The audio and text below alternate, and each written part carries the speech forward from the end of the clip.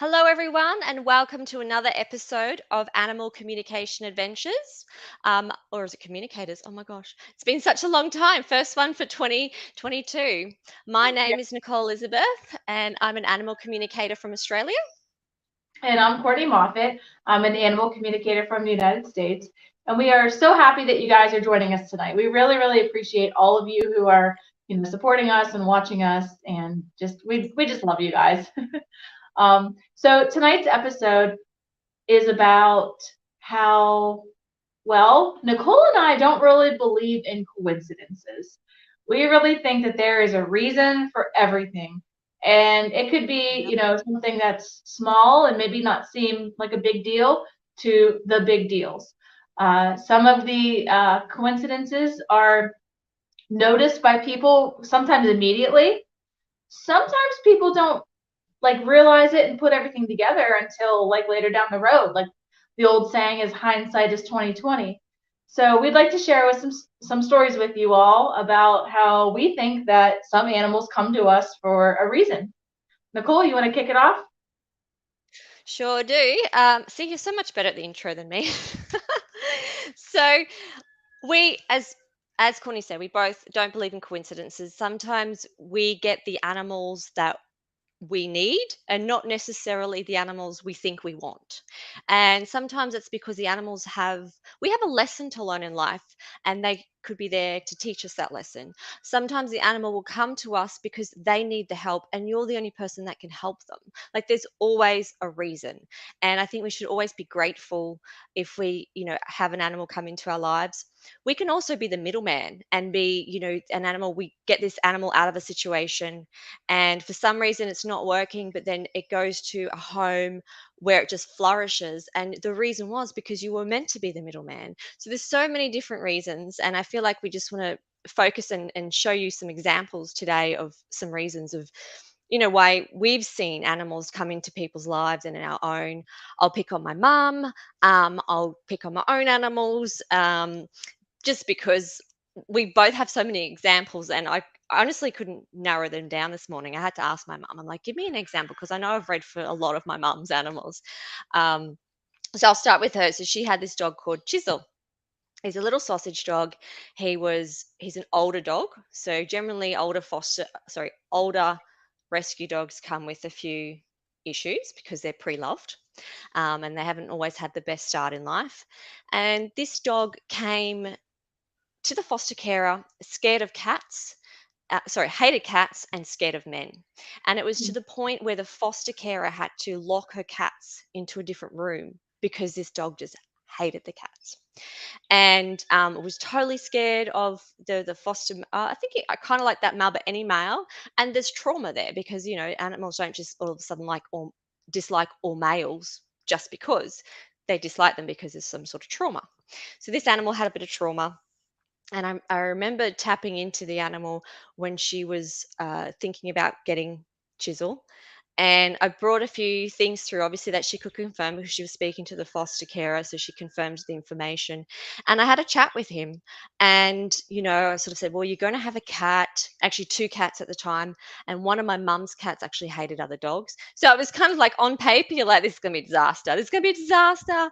She already had two dogs, two dash hounds. I don't know, for everyone out there, I'm probably saying that wrong. Um, I've just grown up with saying dash hounds, and I know that's the wrong way that we pronounce it, but I'm sorry. I'll call them dashies. But she already had two, and one of hers was older, and he was going to pass soon. And because you get to know when they are going to sort of move on. And Mhm. her other dog she had since she was 7 weeks old and could not be apart from the dog. So my mum thought this would be a good. It was actually my fault because I saw the dog and went, "You should get this dog," and they're like, "Mm-mm."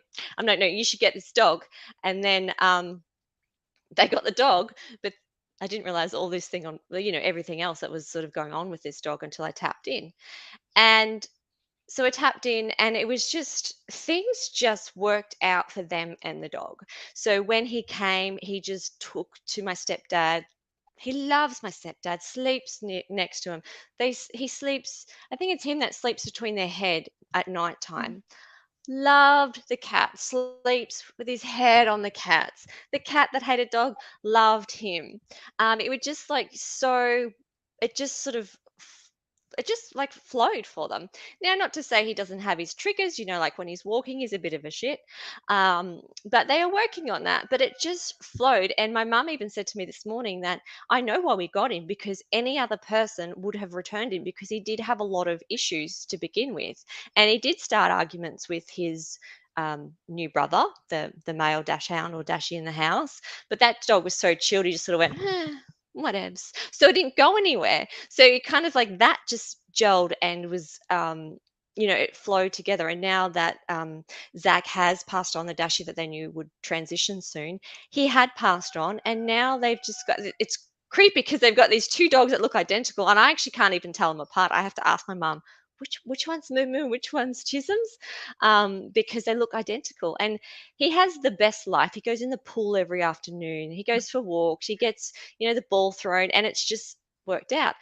And in this case, this was a case where this was for the dog's benefit, and it also for their benefit, because it showed them, not that they didn't know patience because they're very nice people, but it also gave them a level of patience and understanding that maybe that was a lesson that they needed to learn in their life.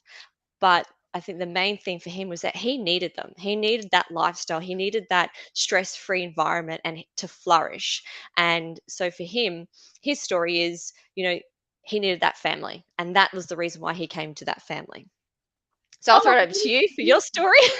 that is so nice. That is so nice. I love hearing like happy endings like that. And like, like you said, he has his quirks and, life isn't Yeah, always full of candy, but that's right. great. Yeah. Yeah. It sometimes it works, and you work through those challenges. Yeah. Um, Yeah. and for Yeah. him, it was the right reason, the right thing to do. But Hmm. yeah, I'll let you tell Cool. your story. So I have my client's permission to tell this. Her name is Jessica, and Jessica had a dog, a little Chihuahua. His name was Ted. I'm sorry, Ed. His name was Eddie. Ed, and this dog was her soul dog, right? Like they just were so connected, and they did everything together. I mean, it was always Jessica and Ed, right? And he lived a fairly long life, and he got older and he started having some health issues, and they did have to put him down. So naturally Jessica was just devastated. I mean, it's like I said, this was her soul dog, her dog. And so after he passed, she started seeing the number 9 everywhere. Okay. And she started seeing well, Eddie was in dog years, he was 99 years old when he passed. And I think he passed before her birthday, but her birthday was September 9th, 9/9. And then look at my notes.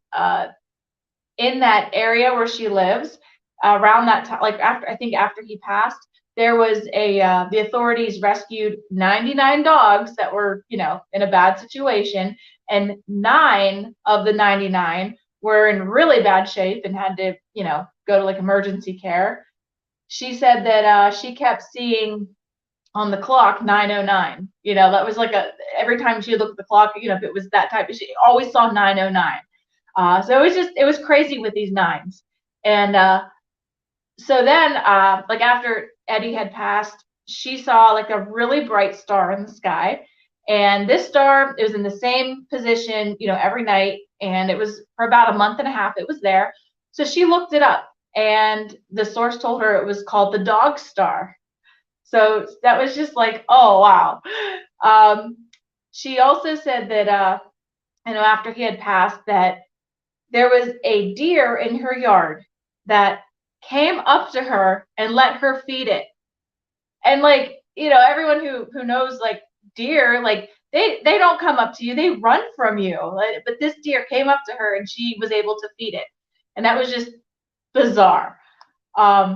So she was looking to adopt another dog, and you know how it is. You're looking at all the pictures online, and none of them really were speaking to her, right? She just kept on looking and looking, and then she came to this one puppy, and I believe, hopefully I'm getting this right, He was rescued from a hoarding situation, I think.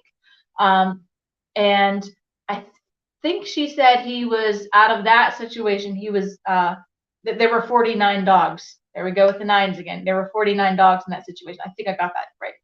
Um, so she just really felt it, right? She just knew. Now, he wasn't the same exact color as Eddie was. Eddie was like, I don't know if he was black and white or just really dark and white, but he was dark with like white on him. And this one, wouldn't you know, he was tan like that deer, right? And he had some white spots on him too, but so the deer and him had the same color. And Awesome. he had two hearts on, like heart shapes on his back, markings that Ed had on his back. And when she went to look at him, she, like picked up his paw, like the pad on his paw, and there was a one pink pad just like Eddie had. And she was just like, "Oh my God, this is so crazy."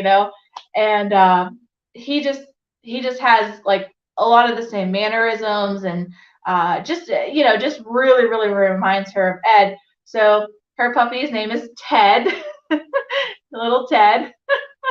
And she, she really thinks that Eddie comes back and like visits Ted, and he probably gives him advice, and and all that. But so she, even though she has Ted, she really feels Ed a lot in him, him coming back and visiting. And so naturally, like, I mean, she's still obviously grieving and upset about losing Eddie, but Ted has helped her so much just deal with all of it, and all that. So it's an amazing story, and just all those coincidences leading up. Like, Ed was steering her to find Ted. It was crazy. Oh, I love that. And that's absolutely true. Like and we see it from, when we tap in, we can see how they're doing it and from, in spirit. But then for us in this earth side world, it just looks like, oh, what a coincidence, what a coincidence. Mm-hmm. And I know for sure that our past animals come back and help our new animals settle in, and because they love us that much, and they never get cranky that we get another pet. And in fact, he would have known that this animal would have helped her grieve, and so would Yeah, have like lined it all up. Stars aligned, even the dog star. That is amazing. yeah, yeah, I love that. And the yeah. names are pretty cool too. Yeah. Oh, that's awesome. Oh, well, I'll pick on my animals. Okay. They're both deceased now, but it's okay because they're both together.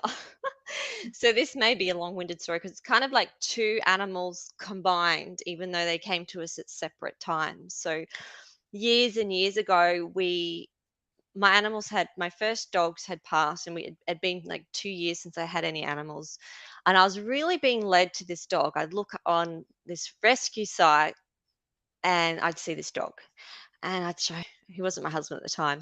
Like, oh, this dog. And then he was suffering so much in the shelter, not because they were mistreating him, because he just couldn't emotionally cope in that situation. Because a lot of it's very stressful and rescue in a shelter environment for them. And he started chewing his tail, the back of his tail. And so it was to the point where they had to actually amputate his tail because it was just, he was that stressed, he'd start self mutilating. And it was at that point I went, I'm getting this dog. I'm getting this dog. And he was a 5-year-old dog. He had behavioral issues. We got him home and we're like, oh my God, what did we do? And I think some pet owners have done that too. You're like, oh, this dog, it was just so highly strung. You'd walk it on lead and it would want to kill everything on lead. Someone had trained it to have on lead aggression. Off lead, it was fine. But then also off lead, if it didn't like a dog or the dog looked at it sideways, he would start a fight. And I'm like, oh my God, we are these people. We are these people now. And it was just, he was horrendous. And obviously we got training, and um, we felt back then that he didn't have any love in his life, and he was doing what he was doing because that's how he coped in life. He was 5, so he had a lot of years of coping. He had been beaten, so and you could tell that because my husband would just like take a shoe off and he'd cower, and you're like, well, you don't do that like that's a traumatic experience for him. He had a lot of trauma. He didn't have any home, and the people in the shelter kept taking him to different homes at night, thinking they were doing the best thing for him, because then he had a home environment because he was there the longest. But it was just confusing him. So he'd try and break out of their house. You couldn't have the windows down. He'd jump out of the car. Like it was just a nightmare. But we stuck with it. And we had him for a year on his own. We thought, right, we're going to take the time this dog needs. And a year, when you're thinking about it, that's a long time with a behavioral dog, because dogs can also cause arguments in your relationship, and you have to be on the Mhm. same page in the way negotiate any behavioral issues. But we took a year. We had a year, and we got him used to it. You'd have your ups and downs, but man, did this dog teach us a lot. And sometimes if I get a client that has had that has a dog like this, I can completely relate, because I completely understand, and I understand how the dog's feeling. I understand like everything. So I didn't realize at the time that he was actually setting me up to learn. Like he was teaching me the whole time. After a year, we got a puppy, a rescue puppy, um, and he just clicked with her. And it was just the two of them, and they just loved each other. And we ended up moving out to the country because we wanted a better environment. And we sort of lived in the suburbs, and we just felt like it'd be a better environment for everyone, for the animals, for us, country life. So we Mhm. moved out there. He was a bit happier. Turns out he doesn't like horses, or he didn't at the time. It was just a nightmare. Anyway, we got him to a point. He was calm. He was okay. And then enter Emma. Now, if anyone knows me, they know I have an animal sanctuary. It's a non-profit setup that we rescue and sometimes rehome, but some animals stay on the sanctuary here. Emma was the animal that kicked it all off. One day, driving home, I thought I saw a cow in a distance, and I thought, "Oh, yeah, it's over there." And I thought, "Whoa, that's actually really close." And I slammed on my brakes and nearly hit her. She came out on the road and sat down. Got off the road, got her off the road. She was only a day old, and she was preemie because she's very tiny, Mhm. and looked at her, and her tail had been ripped off. So she actually had a similar sized tail to Obi. Obi's the dog. And so she had her tail been ripped off by wild dogs. She had bite marks all over her. We called RSPCA. They couldn't come out get her. We put her in the car. She weed in the car. She was crying. She had tears coming down. We took her to every farm that was around, and like, we found this cow here. There's no cows around. What do we do? And they're like, "Nope, not mine. Nope, not mine." One we went to, they weren't home. And so we took her home. We thought, well, and someone said to me, who else stopped, like, she'll be dead by the end of the day. You might as well just leave her here and she'll die. Yeah. And I thought, I'm not leaving this animal to die on the side of the road. Took her home. Because my dog didn't like horses, I'm like, how's he going to cope with a calf? We were so scared. We get home, open the door, and this dog just licked her, just instantly licked her, and just loved her.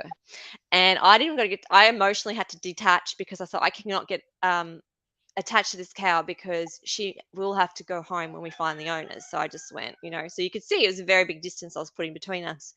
Um, anyway, on the Monday, we took her to the vet. Turns out the vet nurse knew the farmer. Anyway, ended up, the farmer said, you can keep the cow, because we spent a lot of money on this cow. Like even the vets are like, yeah, probably won't make it. Had a bone infection, an infection in the bone due to being the tail ripped off. Oh. A lot of money. Anyway, cut a very long story short, she lived with us. She grew up to a big cow, and these two were inseparable. Obi loved this cow with all his heart. She had to come in because it was winter. She'd come inside because she was so sick she wouldn't even move. We had to. She had a tube down her throat to feed her to keep her alive, because she just wouldn't eat because her infection.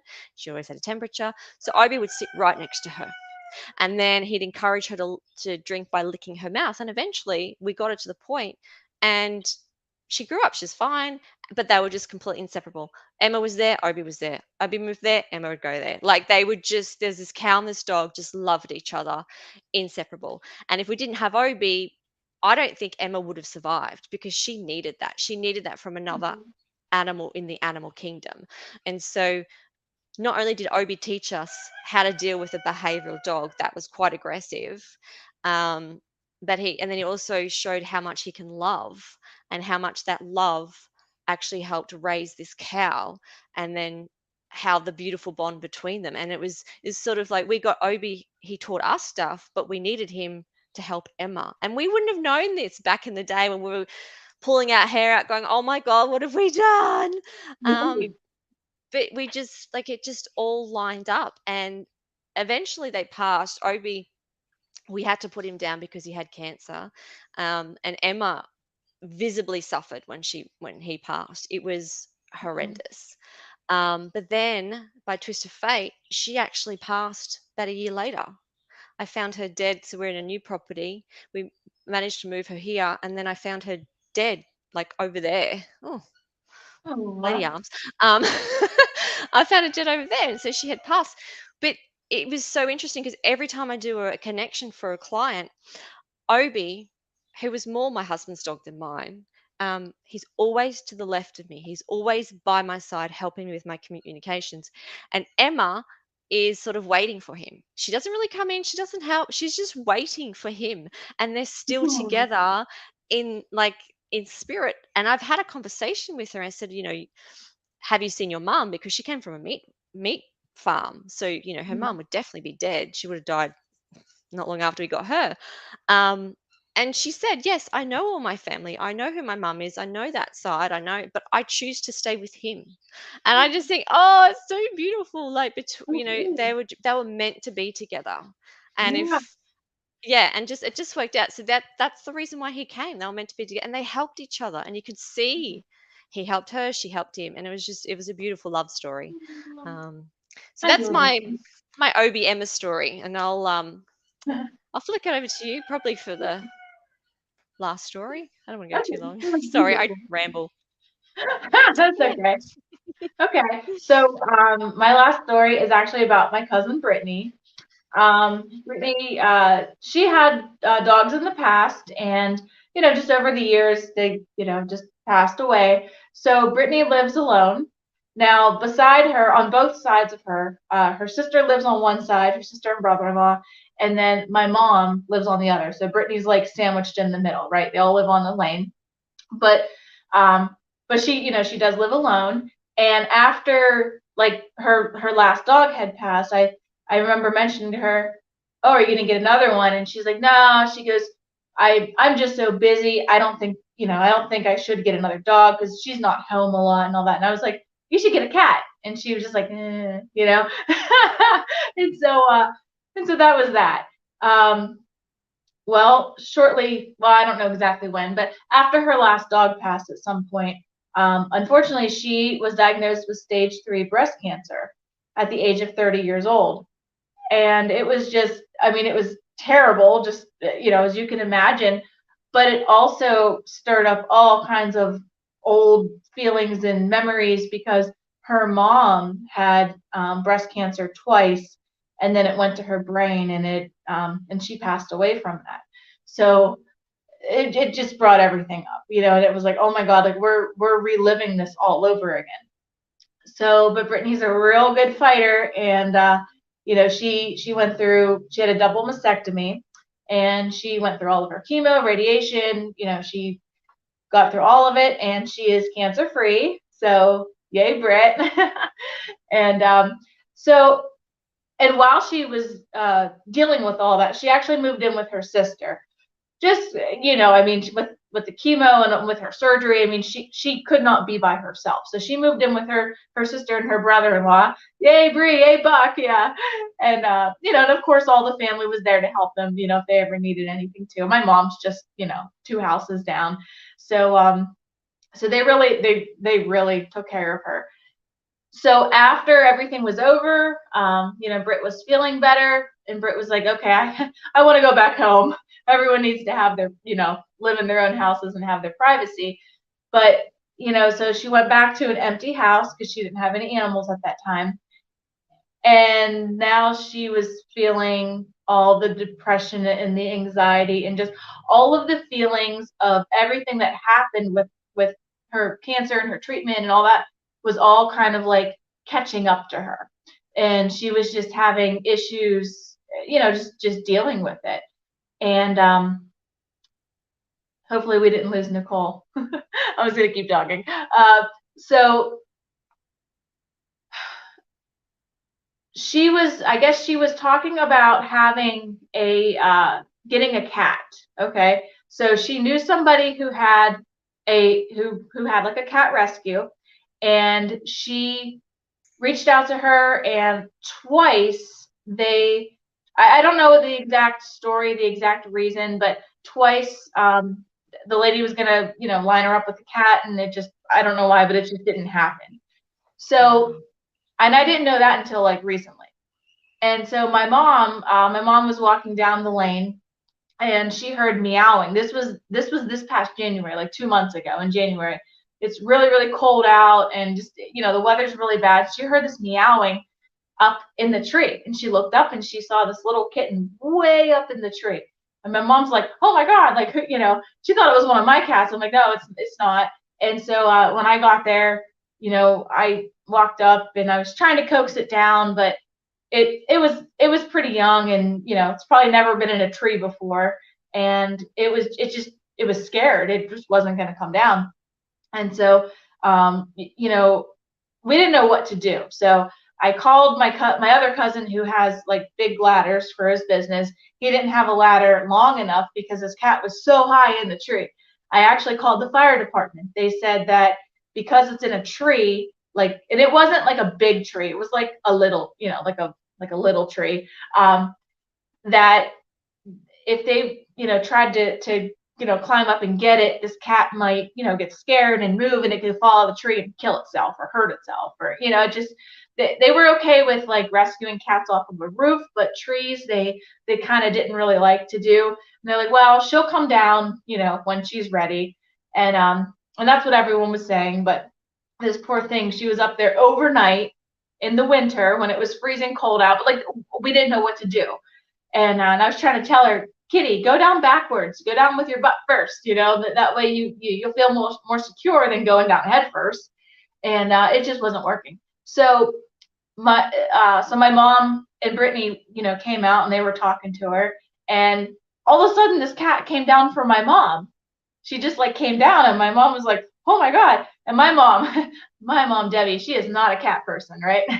My mom actually picked this cat up and held her, and like, and then her and Brittany like started walking up towards her house because I have cat food there. And my mom told me this today, that while they were walking up, uh, she told her, Brittany, this is your cat now. Like, my mom just told her that. She's like, this is your cat now. And so, we got her fed, and I was like, and a lot of people, like my family and friends, thought that I was gonna take her because I'm like the crazy cat lady. And people will be like, oh, Courtney, she'll just, make it another barn cat. Here's another cat for her. But it did not feel right for me to take this cat. I knew it was not for me. And I really felt that, no, my cousin needs to take it. And I did not know at that point that my mom told her, Brittany, this is your cat. I didn't know that, but all I could feel was, this is Brittany's cat. And so guess what? It's Brittany's cat.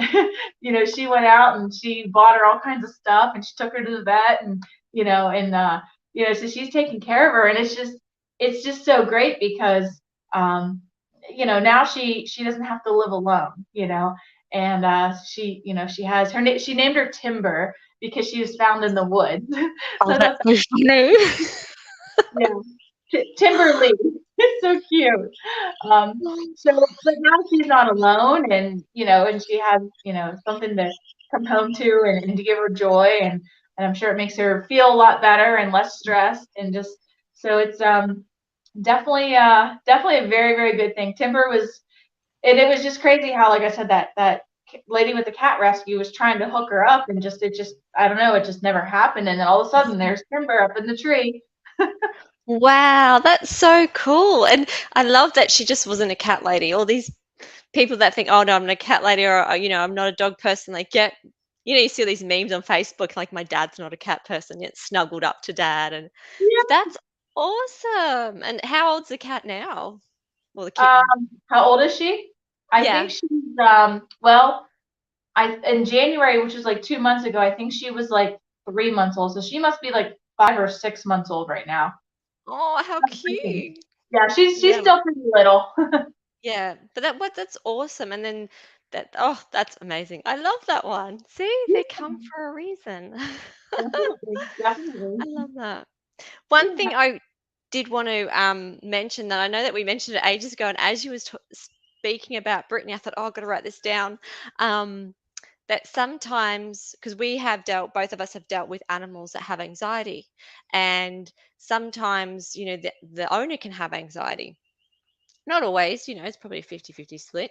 Um, Mhm. but sometimes an animal with anxiety will come into your life if you have anxiety, because by helping that pet with anxiety, you're actually helping yourself with anxiety. And sometimes by healing an animal, you're healing yourself. And that's something that um, we both wanted to mention. And I thought, oh, I better get that in quick before the end.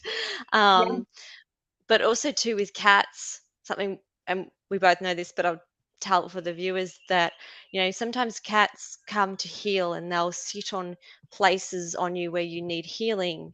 And Mhm. I think that's lovely with Brittany that has that cat now. It's just to heal her soul basically. And Yeah. who's to say her mum wasn't there sort of saying, I'm going to tell my sister, I'm going to tell my niece, this is your cat, Brittany. We're going. So that's Yeah. awesome. Yeah. Oh, Yeah. I love that story. You've got the best Yeah. stories. Mine You always do. involve like behavioral animals, random like connections, a cow and a dog. And just like these beautiful stories. You're Um, just so interesting. I mean, who would have thought that, that about your cow and your dog? I mean, really. I know nothing's normal here where I live. Oh dear. Um, well, I think we've gone the half-hour mark, and I think so we won't bore our viewers. We'll keep it housework length. Not in this household, but for most people, 30 minutes is a good house cleaning time. So I guess we'll sign off, and I forgot to put our contact details in the link below kind of stuff, but I will update the YouTube link. Okay. But yeah, is there anything else you want to say before we sign off? Just to all of our viewers, if you see something, experience something with an animal, like I said at the beginning of the show, we don't believe in coincidences. Hmm. So try to look at the bigger picture and just accept what is being sent to you. So Yeah, amen to that. Well, thank yeah. you everyone for tuning in, and hopefully we'll have another session episode soon, and we'll all see you next time. Okay. Bye. Bye.